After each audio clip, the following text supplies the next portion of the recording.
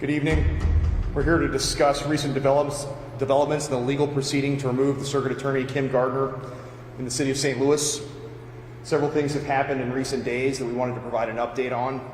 The court has issued several orders. Additionally, we've uncovered new pieces of evidence indicating that the Circuit Attorney is taking nursing classes instead of fulfilling her additional duties. I'm going to give an overview of the case where it stands now. Judge Corrigan will provide an update on the court's recent rulings, and then I will briefly discuss the new allegations and take a few questions. In February, after calling on the Circuit Attorney to resign, and after her refusal to do so, we initiated the legal proceeding to remove her from office. It was necessary to do so to protect the public, to restore the rule of law, and to find justice for victims. After several weeks, numerous additional witnesses had contacted my office with additional evidence establishing her unlawful refusal to do her job. My office filed a 121-page amended petition, and the Circuit Attorney asked the court to dismiss the case. After 60 days, 5 pleadings, 4 meetings with her attorneys, and a hearing on the matter, the Circuit Attorney decided she wanted a different judge to preside. This tactic was an unnecessary delay, but we remain committed to moving this case forward. Yesterday, the court issued several orders. I'd like to turn the microphone over to Judge Bill Corrigan, Deputy Attorney General for the state of Missouri, who's leading the litigation effort in this matter, to discuss these orders. Good evening.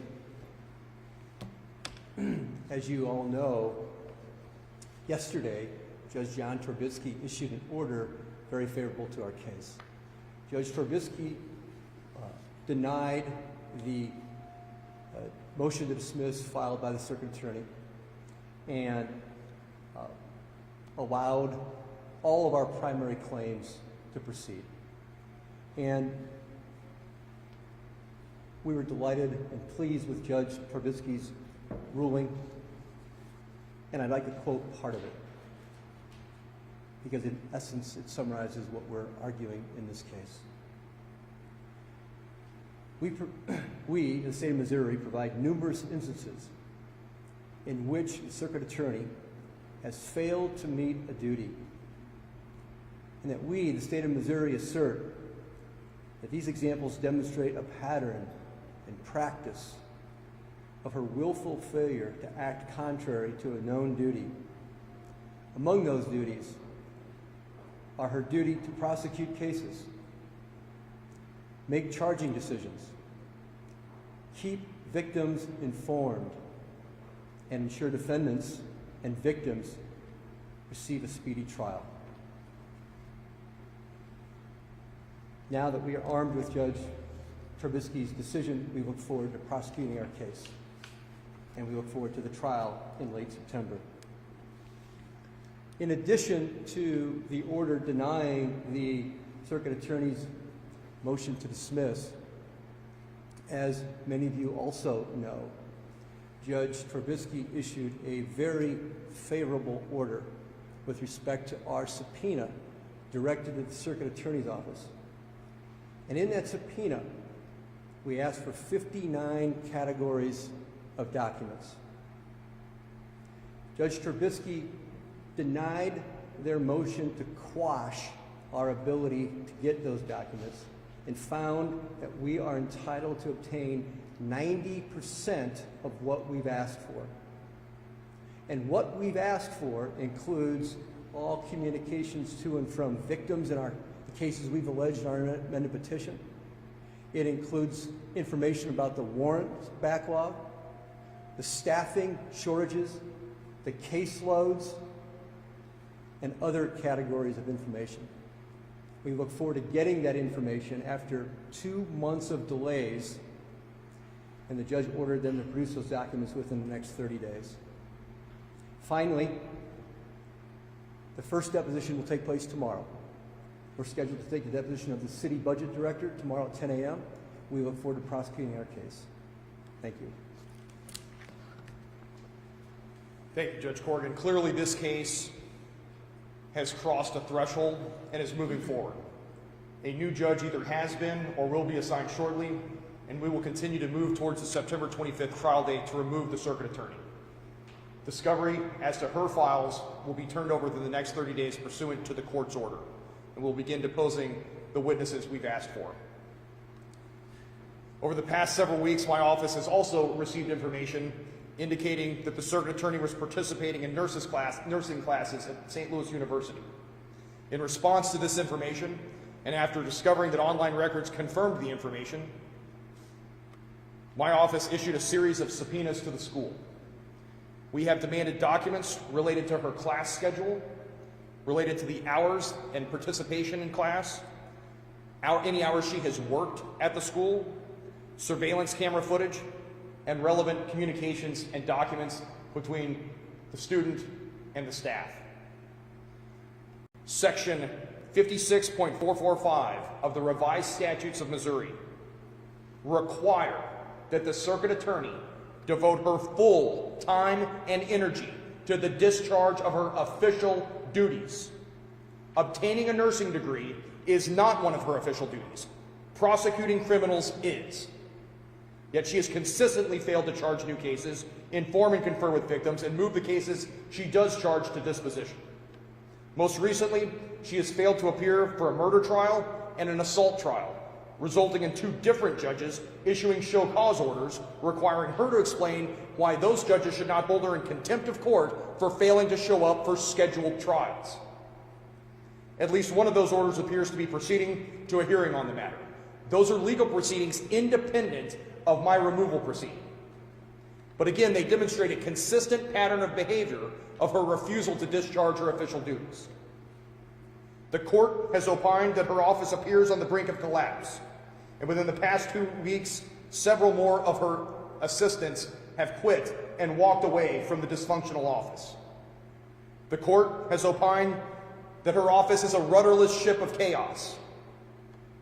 Every minute she remains in office puts lives and property in St. Louis at risk. The criminal justice system in the city of St. Louis has ceased to function, and people are suffering from her unlawful refusal to do her job. We know that she was not fulfilling her official duties. Now it appears she is further violating the law and the statute by pursuing other duties outside of those permitted by statute or authorized under the law. If the circuit attorney wants to be a nurse, she needs to cease pretending to be a prosecuting attorney. It's time for the circuit attorney to go, for the rule of law and justice for victims to prevail. With that, I'll take a few questions. So it's 5 o'clock. Did you just call for her to resign? I renew my call for her to resign. That has been a consistent call since February when we commenced this proceeding. Why are you renewing that? You've already done that. Do you know that? Do you expect her? Do you have inside information suggesting that she's going to resign tomorrow? I'm telling you that this just got a lot worse for her because this case is proceeding pursuant to the judge's order. She's now going to be required to turn over discovery. She's got 2 other judges that are threatening to hold her in contempt. Her staff is fleeing, and we now have additional evidence that she's willfully violating the statute by not pursuing her official duties and pursuing other things. So you don't have any inside information that she's planning to resign tomorrow? There are rumors circulating around Jefferson City and St. Louis about potential resignations, and I'm here to tell you we will pursue this case unless and until such time as she resigns and commits to not running for office in the future. Are you saying that she's breaking the law by going to nursing school? She's breaking the law by willfully refusing to discharge her official obligations. Going to nursing school is not one of her official obligations, and she's missing court and failing to discharge her official duties, at least in part because she's doing other things. If another elected official was taking other classes or other education or had other activities going on outside of their official duties, would that pose a problem in your mind legally? It depends on the statutes governing the conduct of those official offices and whether or not they're performing their statutory obligations. Have you thought about pursuing warranto proceedings against the Iron County Sheriff who's been charged with kidnapping? Yes, that matter's under review. What does it say about her office that she constantly doesn't have anybody? We see people leave her office on pretty much a weekly basis now. Well, it's unsurprising given that she's blamed her own assistants for her failures. And at the end of the day, Section 56.450 requires that she is responsible for the conduct of all criminal cases in the city of St. Louis. Can you respond to her call to salvation? Yeah, absolutely. Our 121-page amended petition speaks for itself. That's ample facts and evidence that she is unlawfully refusing to do her job, and the judge found there was enough there to proceed to a hearing, and that's exactly what we're going to do. If she does resign tomorrow, what happens to that office? Who takes over? Kind of explain what happens. Statute gives the presiding judge the ability to appoint a prosecuting attorney until such time as the governor would select someone to fill out the remainder of the unexpired portion of the term. I know that there are other regional leaders that would be ready to assist, and certainly the state has resources ready to deploy in the fight against violent crime as well. Who do you have in mind? I'm sorry? Who do you have in mind? It's not my role to pick a replacement. My role is to see that justice is done and that she's removed. How would you say her lack of duty has affected St. Louis? Well, 500 businesses have left since 2019, at least in part because of crime. We know that there are victims that are not receiving justice, that show up to court for a trial date that's been scheduled for months, and then she refuses to appear and refuses to send assistants to appear to prosecute those cases, so people are suffering.